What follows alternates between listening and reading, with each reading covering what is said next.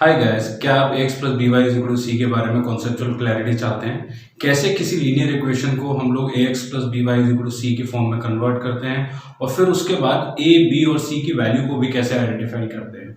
यदि हाँ, then yes, this is the right place for you guys because this video describes all these three concepts along with the 8 practice questions. Hi, तो चलिए समझते हैं ax plus B Y equal to C को, right? तो अगर हम इस polynomial को देखते हैं तो ये एक हमें लीनियर पोलिनोमियल दिख रहा है जिसके अंदर टोटल 3 टर्म्स हैं और इन 3 टर्म्स में से 2 टर्म्स जिसके अंदर हमारे वेरिएबल्स हैं x और y, that is on the left side while the constant term is on the right side, right? और जो हमारे तीनों टर्म्स हैं इनके जो साइंस हैं वो पॉजिटिव दिखाए गए हैं। तो ये एक स्टैंडर्ड फॉर्म है। We can also say that ax plus B Y is equal to c is a standard form of expressing a linear equation in two variables.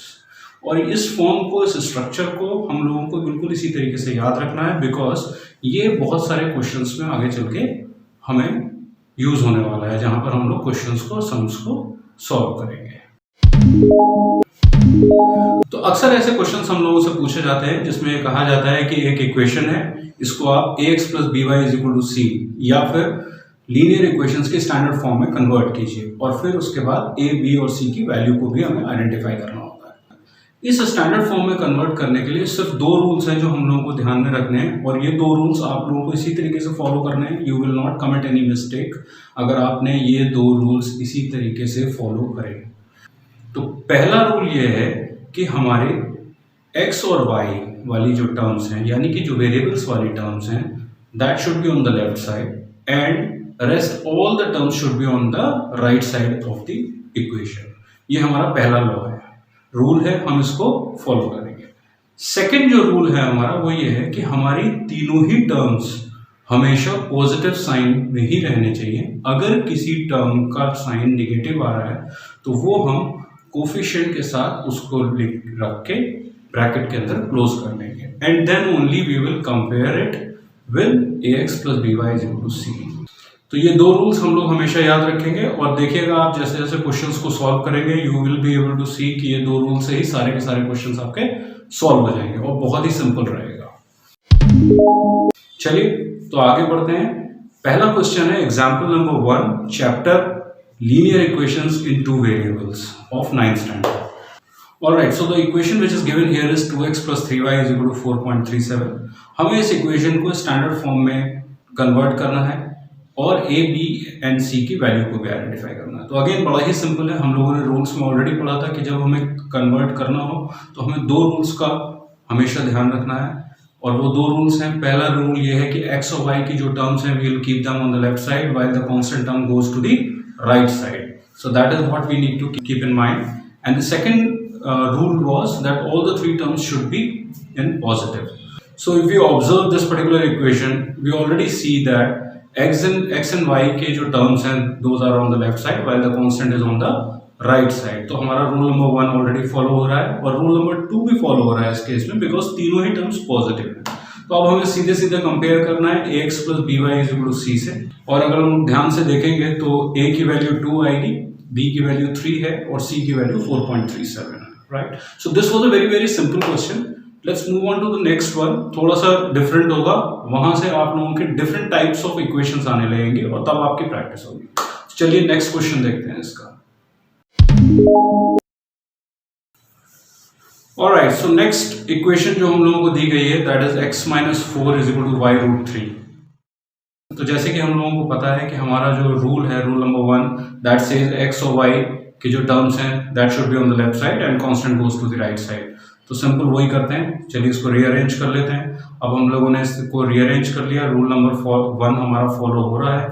Rule number 2 जो है वो ये कहता है कि all the 3 terms needs to be in the positive with the positive sign, with the plus sign या positive side। तो अगर हम लोग देखें तो हमारी सेकंड नंबर टर्म जो है that is negative। So here what we will do is इस नेगेटिव साइन को हम लोग कोफिशिएंट के साथ अटैच करके ब्रैकेट के अंदर क्लोज कर देंगे and then it will be the standard form of ax plus B Y is equal to C. तो ये हम लोगों ने इसको इस तरीके से कर लिया है।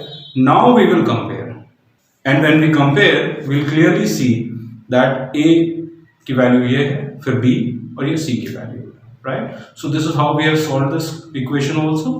थर्ड को भी देखते हैं। चलिए, ऑलराइट, सो थर्ड इक्वेशन जो है वो बहुत ही सिंपल है देखने में। 4 is equal to 5x minus 3y है। हमारा रूल नंबर 1 ये कहता है कि x और y दोनों वेरिएबल्स को लेफ्ट साइड में रखेंगे और कांस्टेंट को राइट साइड में। तो हम लोगों ने इसको कन्वर्ट कर लिया इस तरीके से, ये हो गया x और y हमारे लेफ्ट साइड में आ गए हैं और constant goes to the right side, और हमारा रूल नंबर 1 फॉलो हो रहा है। और जब रूल नंबर 1 फॉलो हो रहा है तो रूल नंबर 2 को देखना है हम लोगों को। रूल नंबर 2 में ये कहा गया था कि तीनों ही टर्म्स के जो साइंस होंगे वो पॉजिटिव होने चाहिए।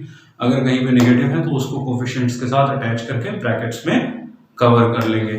तो वो कर लेते हैं, and we done this, and now it is in the standard form of ax plus by is equal to c।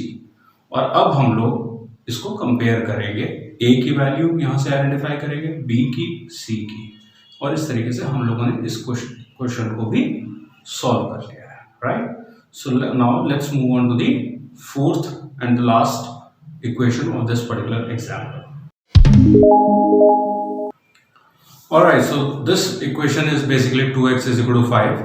तो यहाँ पे हमें क्लियरली दिख रहा है कि हमारी दो ही टर्म्स हैं, और जैसे कि हमारा रूल नंबर 1 कहता है कि x और y दोनों टर्म्स को हम लोगों को लेफ्ट साइड में रखना है, कांस्टेंट को राइट साइड में रखना है। तो x और y दोनों को लेफ्ट साइड में रखते हैं, then it becomes 2x minus y is equal to 0।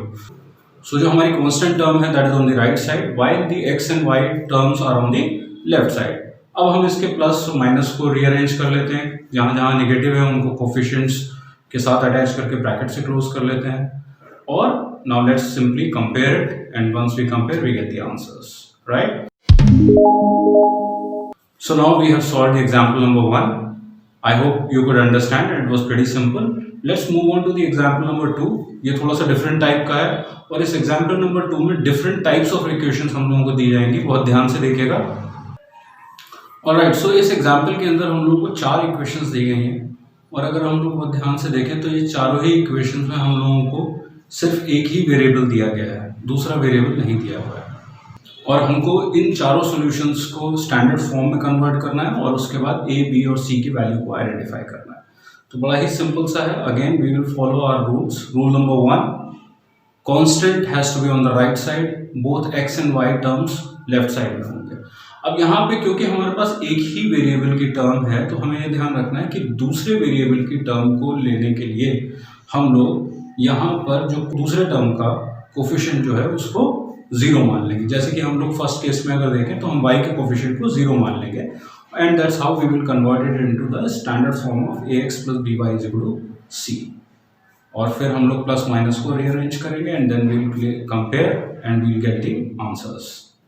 Similarly we will move on to the second equation. वहां पर भी हमारे पास एक ही वेरिएबल है, जो वेरिएबल नहीं है उसके कोफिशिएंट के साथ हम लोग 0 को अटैच करेंगे और अपनी स्टैंडर्ड फॉर्म बना लेंगे। स्टैंडर्ड फॉर्म बनाने के बाद हम लोग प्लस और माइनस को रीअरेंज करेंगे, and after that we will compare and we will get the answers. Moving on to the third, we will see the similar pattern. उसी तरीके का पैटर्न है, एक वेरिएबल है, दूसरे वेरिएबल के साथ हम लोगों को 0 को अटैच करना है एज अ कोफिशिएंट, उसको स्टैंडर्ड फॉर्म में लिख लेना है। Once we have it in the standard form, हम लोग तुरंत उसको कंपेयर कर लेंगे प्लस माइनस को रीअरेंज करने के बाद, और जब कंपेयर कर लेंगे we will get the answers also. A, b और सी तीनों की वैल्यू आ जाएगी। Now we will move on to the fourth one, और फोर्थ को भी बिल्कुल इसी तरीके से सॉल्व करेंगे। एक वेरिएबल की टर्म है हमारे पास, दूसरे वेरिएबल का कोफिशिएंट को हम लोग 0 एज्यूम करेंगे, स्टैंडर्ड फॉर्म में लिखेंगे। स्टैंडर्ड फॉर्म में लिखने के बाद प्लस माइनस को भी रीअरेंज करेंगे। Once we done that, then we will compare it and we will get the value of a, b and c, right. Thank you.